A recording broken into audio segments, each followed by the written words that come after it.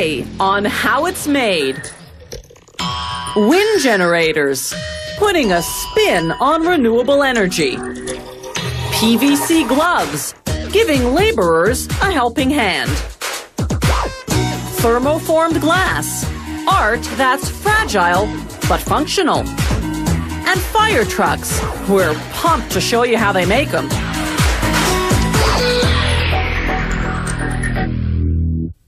Wind generators harness the power of the wind to produce electricity. As the turbine's blades revolve, they drive a rotor that generates power. This can charge a set of batteries or even feed a transmission grid. Wind power is a renewable energy source that doesn't pollute. This type of wind generator is a recreational model, designed to power a boat or cottage with up to 500 watts of electricity. To make the propeller, they lay a template on a plank of western cedar, a rot-resistant wood that's flexible and durable, yet lightweight enough for the slightest breeze to set it spinning. After tracing, they drill a hole at each end and in the middle. Then remove the template and do a rough cut using a bandsaw. Then they put the template back, using those holes they drilled to align and secure it in place. Using a router this time, they do a precision cut. The plank of wood now has the contour of a propeller. The next step is to form the profile. To do that, they bolt the wood onto the right side of a specially designed device called a propeller carving machine. On the left side is a model propeller.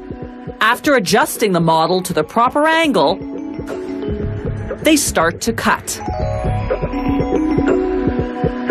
As the machine's roller runs over the model, it guides a shaper to carve the wood exactly like the model.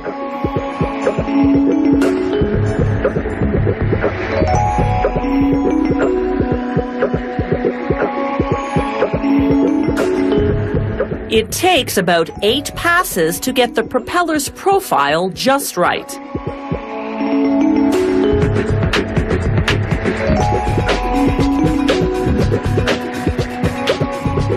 You can see the profile well once they've marked and cut off the excess on the ends.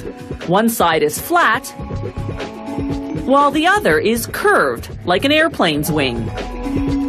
Now they widen the hole in the middle of the propeller and sand off the ridges left by the carving using a low-pressure inflatable drum sander, the only type flexible enough to really get into the curves.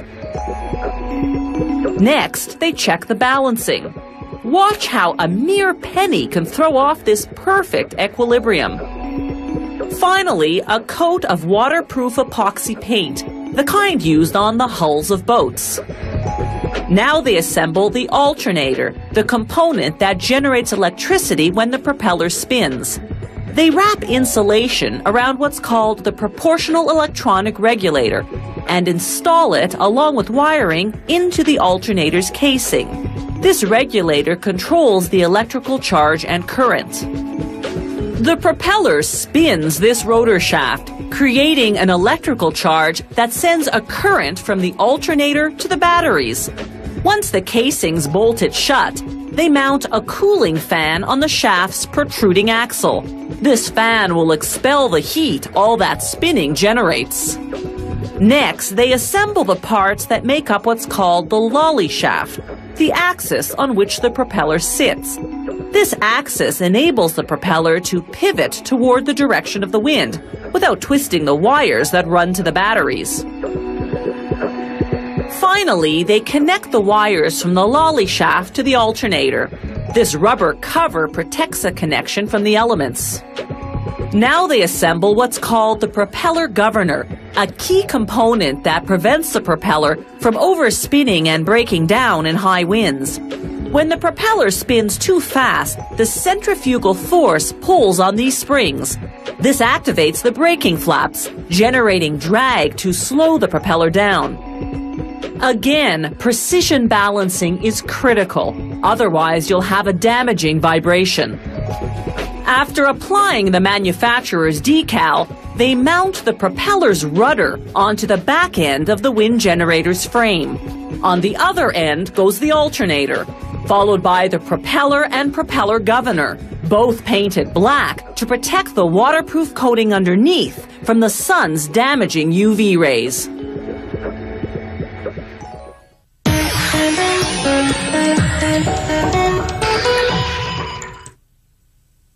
Polyvinyl chloride, commonly known as PVC, is a durable material similar to plastic. PVC gloves are waterproof, even chemical-proof. All kinds of laborers wear them, from commercial fishermen to oil refinery workers. PVC gloves are comfortably flexible, yet sturdy. Production begins at the cutting station with stacked sheets of cotton flannel. Using a hydraulic cutting machine and a series of dies, workers slice through some 20 layers in one fell swoop, cutting out the pieces required to make cotton gloves. Those gloves will either be sold as is or used as linings for PVC gloves.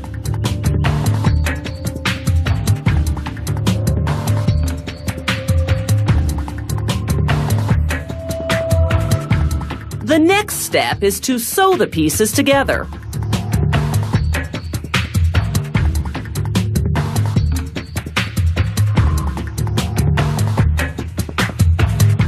It takes a speedy seamstress just 30 seconds per hand.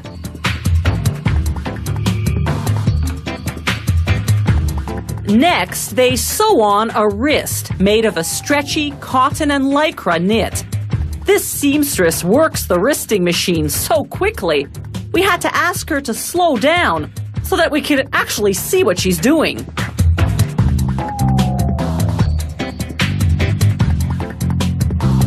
Throughout the sewing process, these cotton gloves have been inside out. This next machine turns them right side in, transferring them onto a heated hand form.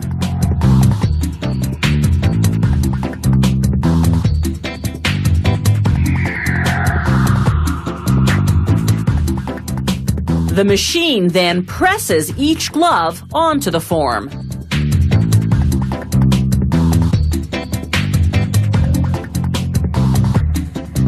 The gloves drop down to a conveyor belt below.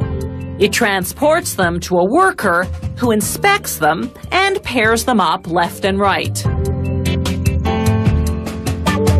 Elsewhere in the factory, meanwhile, workers prepare the PVC solution.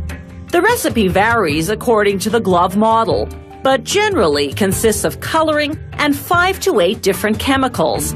They add an antibacterial antifungal solution to combat odor from hand perspiration.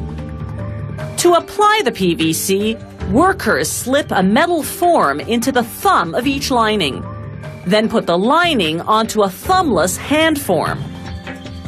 If the hand and thumb forms were one piece, it would be difficult to remove the stiff PVC glove afterward without tearing.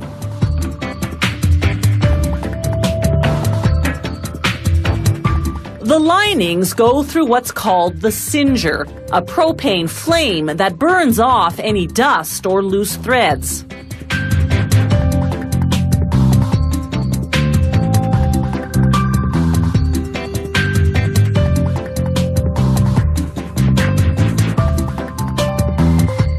Then it's into the PVC bath. The basin of liquid PVC moves upward, coating the liners.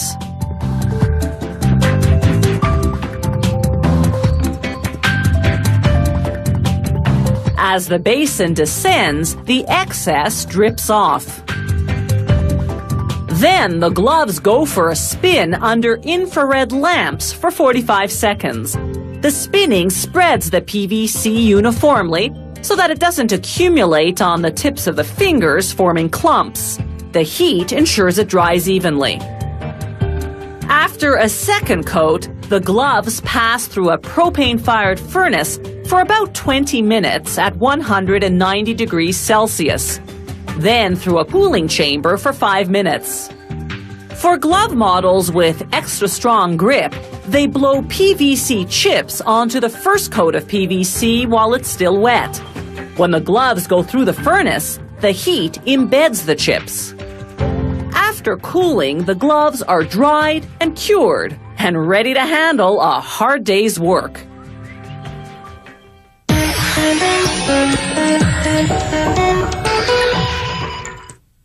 Decorative glass objects can be blown or thermoformed, two very different glass-making techniques.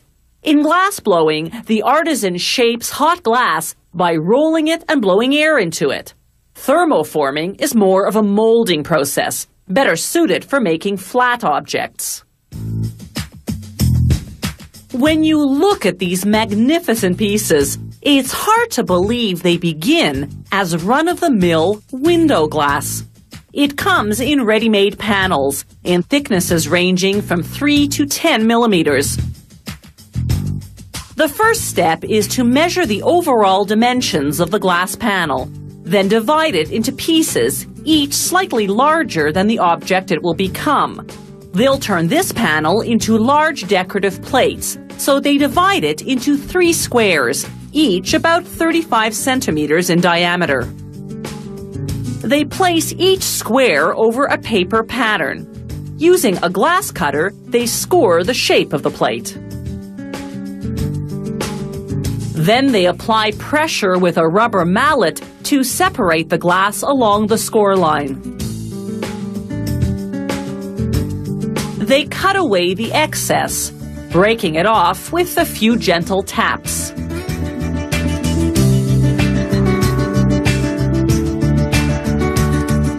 Now they position the plate-shaped glass over a drawing and begin the artwork. First, tracing the outline.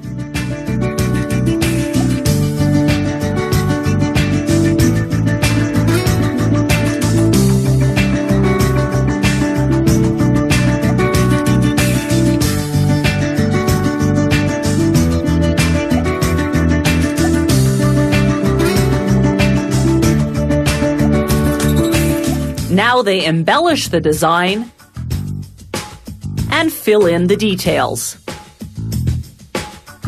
They use enamel paints specifically designed for painting on glass. Once the brushwork's done, they use a paint gun to apply the background colors and shading. The glass has been cut and decorated, but it's still perfectly flat. So the final step is to mold it using extreme heat, hence the term thermoformed. The mold they use is made of fireproof materials designed to withstand high temperatures inside the oven, known as a kiln. They carefully lay the glass over the mold. They mold several different pieces at the same time.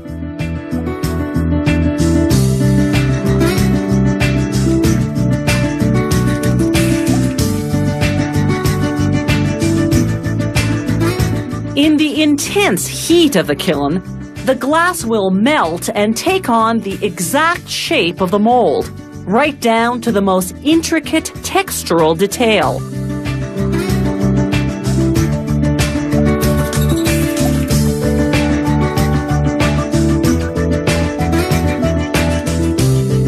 These small pieces of glass will become the paint pots on this glass replica of an artist's palette. It takes an hour and a half for the kiln temperature to climb to a scorching 843 degrees Celsius. At peak temperature, they open up briefly to make sure that everything is progressing well. The glass at this phase should be the consistency of maple taffy and glowing bright red. If it is, they can close the kiln and begin the cooling phase. 6 hours later, the glass pieces have hardened into the shape and texture of their respective molds.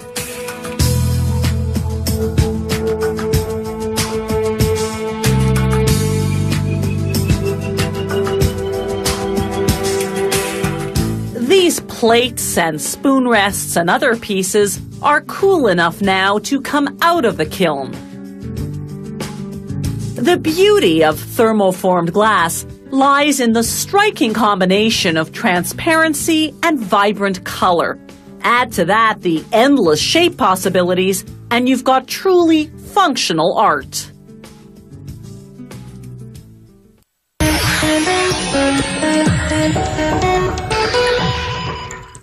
There are different types of fire trucks.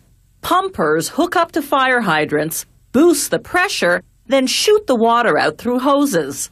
Ladder trucks elevate firefighters on either a ladder or a platform. Rescue trucks have tools to cut through metal and clear obstructions.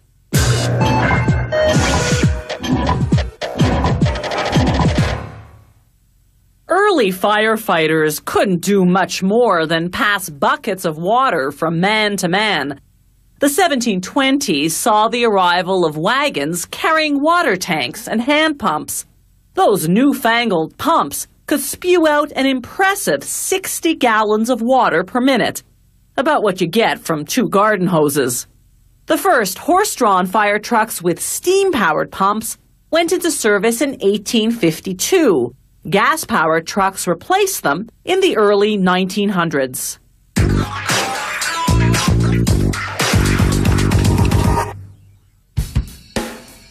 This pumper truck can deliver 6,000 liters of water per minute. Mechanical engineers usually custom design fire trucks to suit the particular needs of the fire department placing the order. The truck's body is made entirely from 4mm thick sheets of marine-grade aluminum. Following the technical drawings, workers cut the aluminum panels to the sizes required, notching certain corners at a 90-degree angle.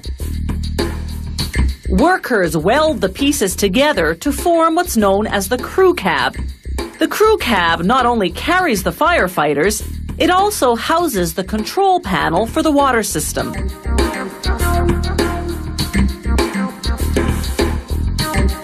Meanwhile, other workers measure and then cut pieces of aluminum to build the subframe that will support the crew cab from underneath.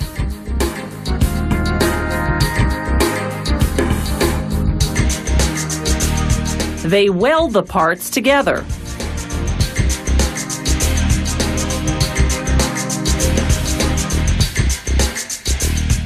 Installing the steps, workers leave a gap of about 1.5 centimeters to enable water to drain down. They line the storage compartments with aluminum sheets, using a sander to make textured circles on the smooth surface.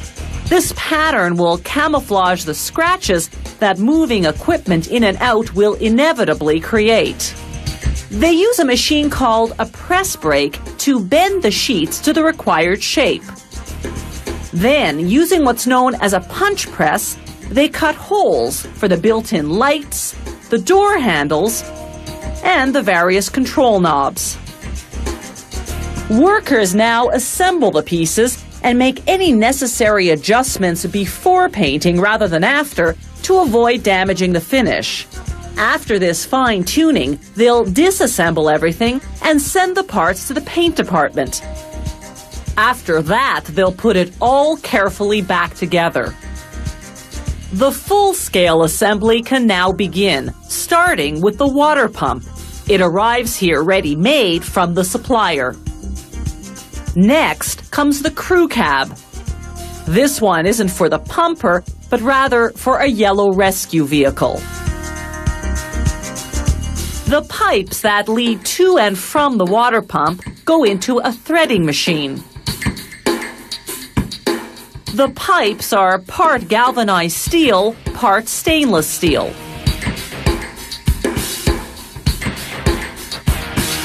Once they're threaded, they're ready to be screwed into the pump's water outlets.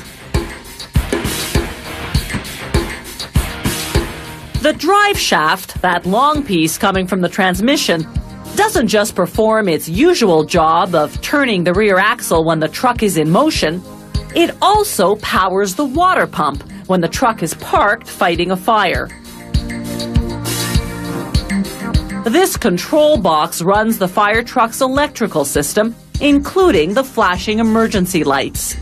Each wire is color-coded, number-coded, and function-coded. Workers run the wires from the box to the control panel in the crew cab.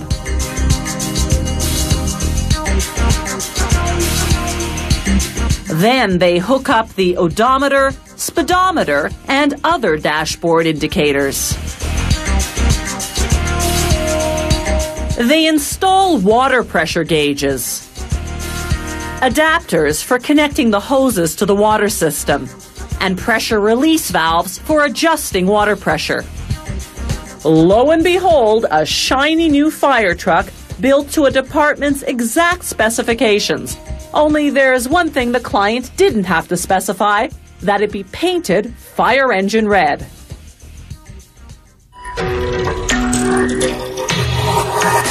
If you have any comments about the show, or if you'd like to suggest topics for future shows, drop us a line at www.howitismade.net.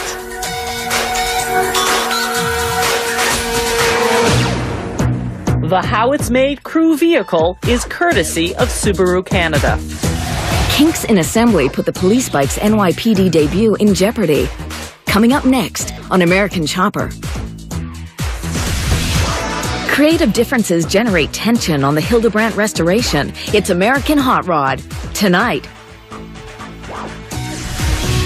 Scientists know that another massive eruption is due. They just don't know when or where. Supervolcano.